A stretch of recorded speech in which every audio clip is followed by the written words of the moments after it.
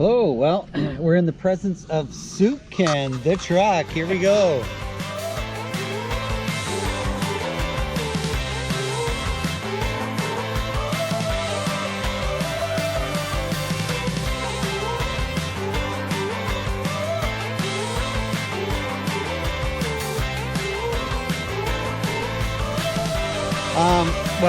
Again, we've got Darren back with another rig review, and we've got Soup Ken in front of us, and I just had to do a rig review on this one. Of course, I think this is what, a 2017 build or something? Or? 2018. 2018. Yeah, so it's been out there for a year or two. Yeah. But it's such an amazing and unique build. I thought we would take again the opportunity to have a closer look at it. Sure. Yeah. So let's. What was your inspiration? Inspiration, again, I'm a Ford guy, so I wanted to build something unique, something that I haven't seen before. I got the body file from Scale 3D RC. I started printing up the cab, and I was going to do a full box and stuff. I thought, you know, you see lots of full boxes. I like farm trucks. I don't like truggies. I like farm trucks or flat decks. So I said, okay, well, I'll print off the cab, and we'll go from there and just start building as, you know, as I go. Sure. So Soup Ken, where did that name come from?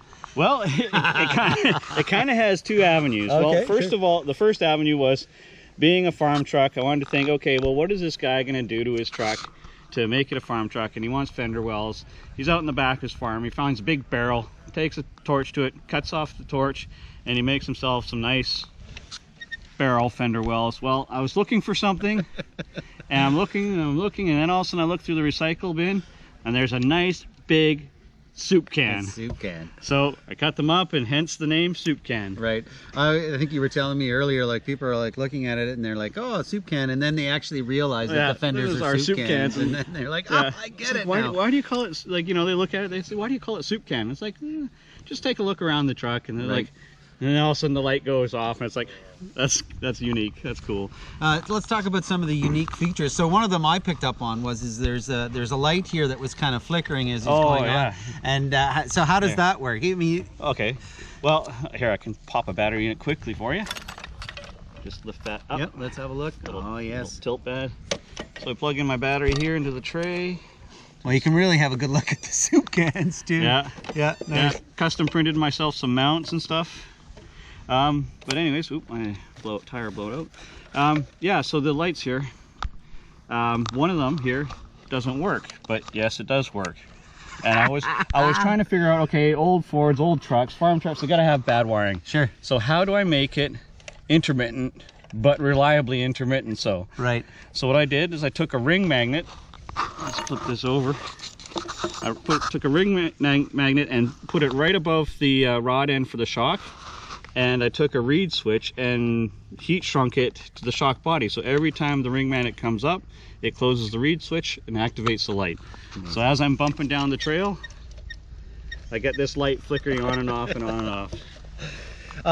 What 3D printed body? 3D printed body, yeah. Okay. Yeah. A little metal work around the foot rails. Yep. And to add that scale appeal, it's even worn out where the guys step in and out after years and years of work. Isn't that amazing? Yeah.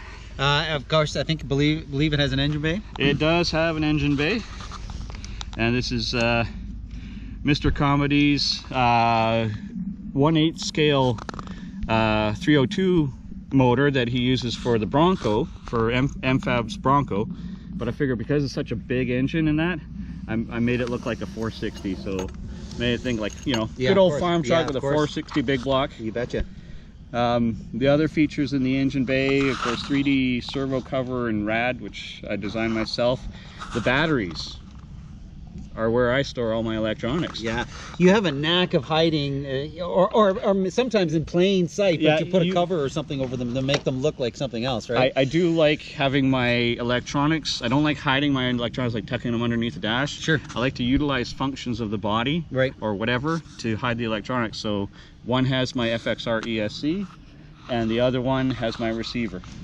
Again, this is one of those builds where the more you look at it, the more detail you see. I just saw on the seat here, of course, you've got the foam punching out of the seat, like it's been worn out or someone's punched something in there. My imagination was some rats got into the seat cushion and tore it up, and the foam's popping out. Oh, it's so good. It's so good. Yeah. Did you make this? Is this? This is all custom made.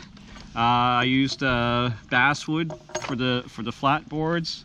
I used brass rails, and I soldered the brass rails all together, and a whole bunch of little 1.5 scale hardware. Wow, it's such a truly and this is so realistic. What was the how did you come up with that? Well, I figured every farm truck has to have a bale of hay in it. Yep. So I was trying to where do I get a bale of hay? It's like, well, I'm gonna have to mow the lawn.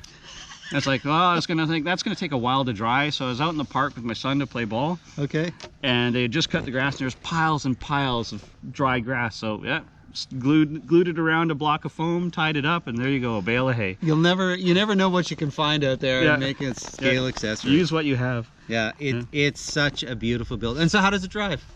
It drives phenomenal. Really, it's a tank. It's a beast on the trails. I love driving it.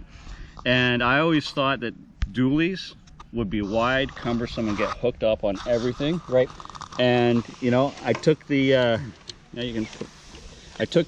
semi-truck axle from RC 4-wheel drive, so it's a real narrow axle, and I custom made up my dually wheels so they tuck in real nice. It's narrower probably than a standard stock SCX 10. Wow, really, eh? So it's narrow, with dualies on it. Yeah, and the thing is, with those dualies, you got a contact patch that's 3 inches wide. Of course, yeah. And it just floats and powers through. Yeah. And what driveline do you have in it? What's underneath? Well, we've got the scale transmission with an LRT2 transfer case. Nice. I designed and printed up my own skid plate, and it just fits right into the TF2 chassis rails. And away you go. Away you go, and it helps slide over everything. Perfect. You like the truck? I love the truck. Yeah, it's a beautiful truck. Thank you for bringing it. Thank you. I'm privileged to see it again. It's such a beautiful truck, and we just had to do another rig review with it. It's really, really well done. Thank you. Thank you very much for bringing it. Appreciate it. Thanks, Dana. Yeah. Tiny Trucks. Tiny Trucks.